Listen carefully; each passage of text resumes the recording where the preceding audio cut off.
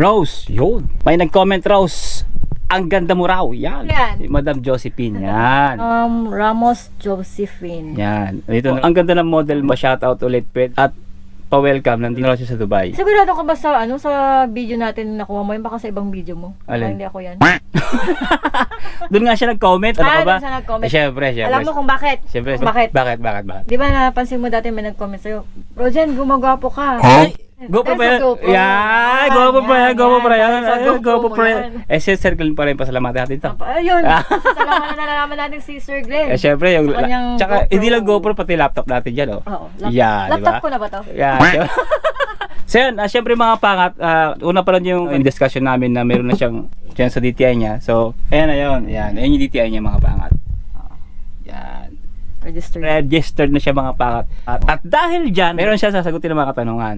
Connected dito mga pangat sa kanyang businesses mga pangat na makakatulong tiyak to sa inyo at hindi lang makakatulong mga pangat. Siyempre, magagabayan kayo. Di ba? Tama ba? Oo. Yeah. Tama. Busy. Nagtatanong kasi. Magagabayan mo. Alam mo, may nag-i-inquire Oo, pa. may mga nag-i-inquire na sa akin na like Bohol package natin. Parang tour package yun. Meron din nag-inquire ng Singapore package para sa December. Group yun.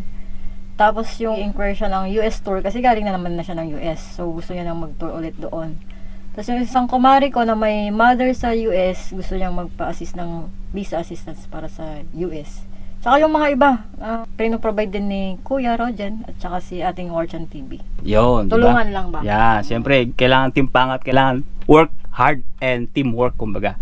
So yung mga pangat, siyempre, mayroong mga kababayan natin o pangat na nagtanong, so related sa kanya, kaya siya sasagot ng lahat ng mga pangat. Unang-unang tanong ng mga pangat, ito si Madam. Ikaw?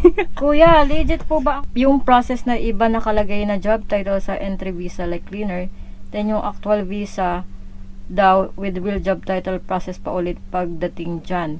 Sana po masagot. First timer po kasi po. Thank you. Not K142. Yun. Anong masasabi natin dyan? Based sa experience ko Siyempre, based on our experience lang naman. Hindi naman tayo, sa experience ko kasi sa experience ko nung ako ay bata pa. Hindi, nung ako ay na-hire or napunta dito kasi ako sa agency. Okay. Sa Pinas. Manpower agency talaga sa Pinas. Nakalimutan ko lang yung pangalan. Doon ko nakuha yung visa ko, ang nakalagay doon, sales nakalagay. Okay. Employment visa lang kasi yun, pang entry mo sa immigration ng Pilipinas or sa Dubai. Tapos pagdating mo dito, magkakaroon ka ng sinasabi na ng residence visa. Yung visa na hinahawakan natin galing tayo sa Pinas, parang sa labor yun. Okay. Pre-employment visa. Pre-employment visa ang tawag nila sa labor. Pag nakarating ka na dito, i-file na nila yung pre-employment visa mo para magkaroon ka ng residence visa. Okay. Yun na yung mamimedical ka. MSID. Doon mo na makikita yung visa. Ibig sabihin, pwede. Possible na mangyari to. Yung ganyan sitwasyon. Depende kasi to sa ano ba dahil yun quota ng company. Ano ba yung quota? Ang per company kasi may mga quotang work or skill or job sa kanilang company nakalista yon. So, let's say ang example niyan mga skilled 10 tao lang. Pag naubos yan, merong unskilled. Okay. Yung mga unskilled na sinasabi ko, normally, yun yung mga empleyado na hindi nag-required ng mga documents like yung TOR, transfer record, yung mga attested mo yan. Kung willing ka naman, kunwari ako, ang trabaho ko ngayon, manager, kailangan ko magpasa ng attested documents. Matagal pa na proseso yun. Pero kung willing kang mag-visa ka na ng sa mababa, pero sa totoong work mo sa company, manager, sahod mo, wala namang problema. Para sa akin lang, personal opinion ko lang, wala akong problema doon. Hindi ko na siya hinahangad na makita sa visa ko na manager ako. Unless, ready na yung lahat ng documents ko, go ako doon. Siyempre, mas maganda naman kasi makita sa visa na manager yung position ko. Okay. Pero pag hindi, it will take time pa. Siyempre. Okay lang na mas mabilis. Okay lang na mas mabilis. At saka, yung iba mas mura yata, no? Mas mura kasi yung bayad. Yung mas mababang, yung position, kaysa mataas. Oo. So, yun. Next tayo, next. Meron pa mga pangat na katalungan, syempre, natin sasagutin. Stay tuned lang kayo, syempre, di ba? Shoutout kay Sir Rustom Bacor 5085. Ang tanong niya, Idol, talong ko lang kung pwede ba makuha ang misis from Pinas papuntang Dubai na hindi nadadaan sa travel agency? Ano-anong mga kailangan i-prepare? At regarding sa dami ticket, paano yun marirefund? Sana masagot. Yun ang patanungan mga pangat. Siyempre, sasagutin niya ni Rosalinda. Oh, sagot. Ayaw niya nang Hindi, may ano yan, yung advantage and disadvantage. Kasi sir, kung hindi ka magpapa-assist sa travel agency, ito yung isang disadvantage nun. Di ba nagtatanong ka, anong mga kailangan i-prepare? Pag may travel agency, sila kasi i-briefing ka nila, sasabihin kung anong documents na kailangan mo. Kung may kulang ka sa side mo, matutulungan ka nila, and mabibrief ka nila kung paano yung procedure from pag nasa immigration na yung misis mo papunta dito, may mag-a-assist sa'yo. Ngayon, ang disadvantage kung wala kang travel agency, ikaw lang lahat, ikaw ang kukuha ng resources mo kung anong gagawin mo. Kung purpose ng travel agency, sila yung mag-consultation, mag-guide sa'yo. Yun talaga yun. Pero pwede mong makuha rin yung misis mo kung ano talagang ng seek ng tulong ng travel agency. Ikaw mismo talaga ang gagawa sa maglalakad, yung pagkuha ng ticket, pagbook ng ticket, check kung ano ang kailangang requirements, and then yung dummy ticket. Wala po kasing dummy ticket pag direct ka sa airline Hindi sila nag-issue ng dummy ticket. Hindi ba? Ano lang doon sa travel agency? Oo, kasi kung gusto mong i-risk na ikaw lang ang mag-asikaso para sa pag-travel ng misis mo, two-way ang kailangan mo normally. Return ticket. Oo, kasi ang ipapalabas mo yan sa Philippine Immigration, mag-tutor si asawa. So, hanapan ka ng return ticket talaga. Actually, dapat may affidavit of support yan. Pero kung consider na nila ngayon na yung asawa, anak, at saka parent, tinatawag natin yung first degree of affinity and consanguinity, hindi naman na necessary yung affidavit of support. Supporting documents like marriage contract, birth certificates, sa side ng asawa mo, kung mas maganda kung mai-prove niya na may source of income siya. Kasi hindi lang sa'yo na bilang sponsor ka niya na asawa, at least sa sarili din niya, meron siyang financial capacity naman. Yun. Sana sir, nasagot namin yung tanong sir, niyo. kung message me. Yan. PM lang po, comment lang po comment kayo kay Sir Rogen. Tapos, usap tayo sa Facebook page. Para matulungan ka namin. We will give you the most affordable and best rate po. Yun. I-assist namin kayo, i-guide namin kayo from bago makalipad yung misis nyo, bago makarating dito. Yun, 24/7 na serbisyo yan. Lupit 24/7 talaga. Kahit wala tulugan. Hindi, maganda kasi pagka talaga may nagpa-follow up. Yan naman yung ng mga customer, yung may nag-a-assist sa'yo. Mostly naman ang lumilipad na nagtatanong, first timer yan. Walang experience. Siyempre. So, next question tayo mga pangat. Siyempre, stay tuned lang mga pangat para marami kayong matutunan at magka-idea. Siyempre. Okay, good day sir. Ask ko lang po, sana masagot yung DH po ako dito sa UAE and plan ko mag-work sa labas after contract. I have more than 10 years experience po kasi sa Pinas as machine operator and factory worker. Need ko bang mag-process agad ng freelance or own visa na tinatawag, or pag may free visa yung company na hinahire? No need na po ba yung own visa?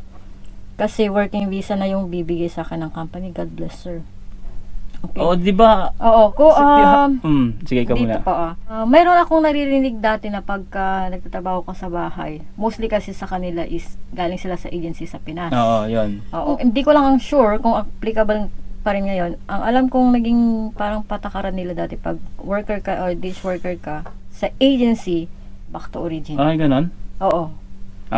Unless i-release ka ng employer mo or papayagan ka nilang i-cancel pag may mga ganun pag in good terms kayo ng employer mo, paalam ka na maayos, sir, ma'am, ayoko na pong mag-renew ng work ko as kasambahay, gusto ko pong explore yung labas kasi meron naman akong skills na ganito.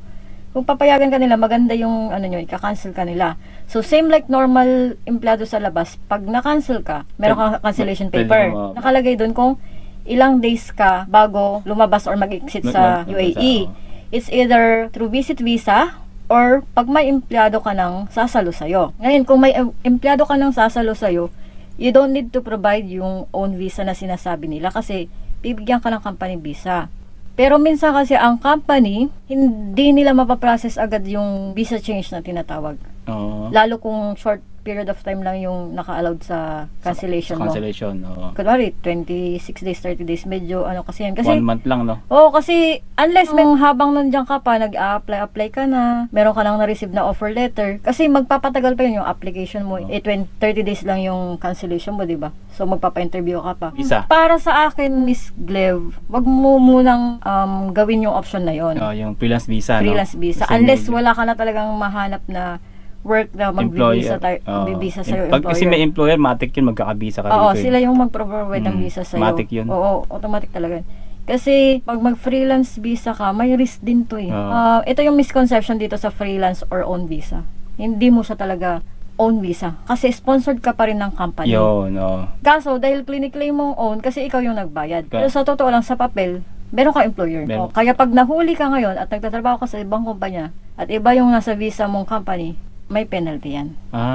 Kaya nga kung i-check mo sa mga car lift ganyan, na pag chine-check iba yung visa, iba yung work ganyan. Kasi akala nila freelance visa sila or own visa. Kasi may NOC, may mga ganyan. May patakaran pag sa NOC. Sa no objection certificate na tinatawag, ipa-file mo pa kasi yun sa labor. Hindi lang na binigyan ka ng employer mo na may NOC ka. Pwede na.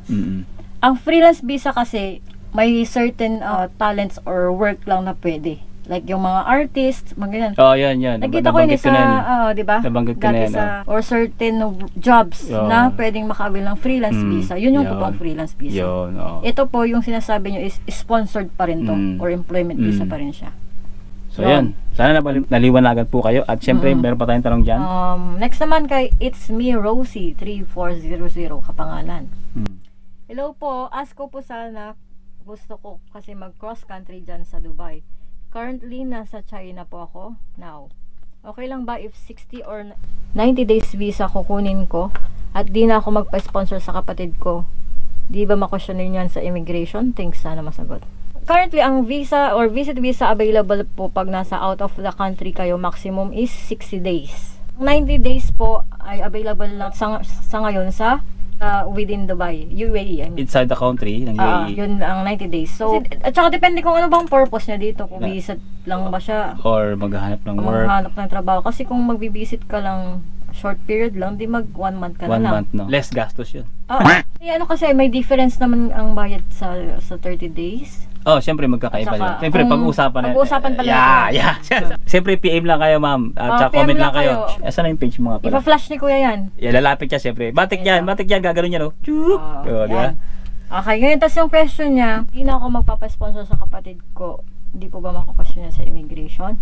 Kasi pag nagkukuha ka ng visit visa, kapatid, no? Visa UAE, hinahanapan ng agency ng sponsor. The reason why hinahanapan ng sponsor is dapat may sponsor ka na residence dito or worker dito sa UAE. Yung nandito sa UAE. Kasi ang purpose noon, assurance ng travel agency na may sasalo sa visit visa natin na client. In case kasi lalo na pagka nag-overstay sila. Nag-absconding. Ang absconding ay tumutukoy sa isang sitwasyon na kapag ang isang empleyado ay hindi nag-report o walang paalam o pahintulot ng manager sa company na pinagtatrabahuan o sa anumang organisasyon nang magkakasunod ng higit sa 3 araw. May penalty kasi yun hindi lang sa side ng tao na client na visit visa holder, pati sa agency. So, ang mangyayari niyan, kung meron kang client na na-abscond, hindi nag-renew ng visit visa or hindi nag-exit ng country, hindi ka rin makakapag-issue ng panibagong visa sa mga bagong kliyente mo. Yun ang magiging problema. Medyo risky rin pala, no? Oo. Kailangan mo lang naman sa kapatid mo is yung Emirates ID copy niya at passport. Kailangan pa ba ng ano ngayon? Pwede ba ito support? Hindi na, nasa China naman si Madam eh. Oo nga pala, no?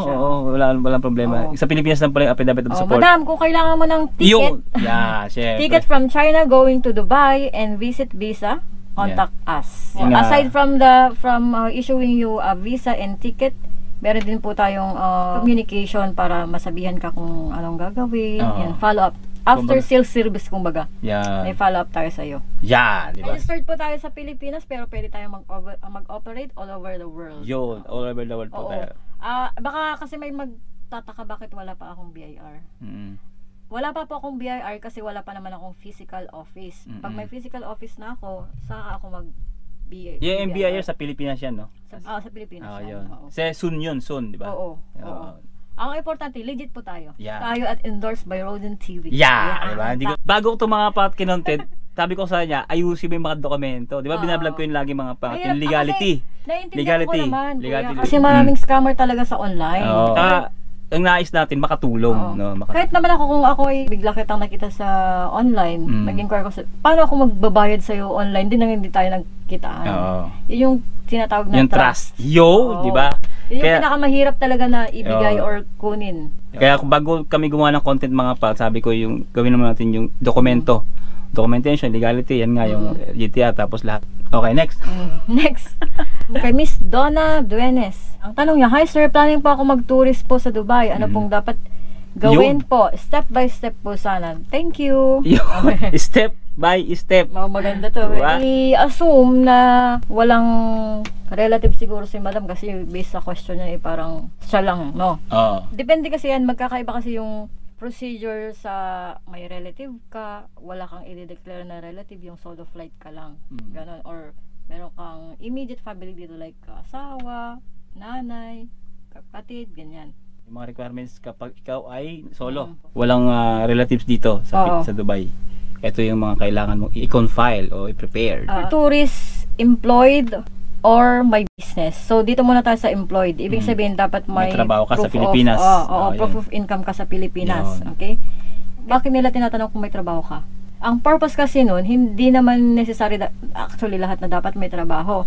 Yung capacity mo kasi financially na i-provide yung sarili mo sa tour mo.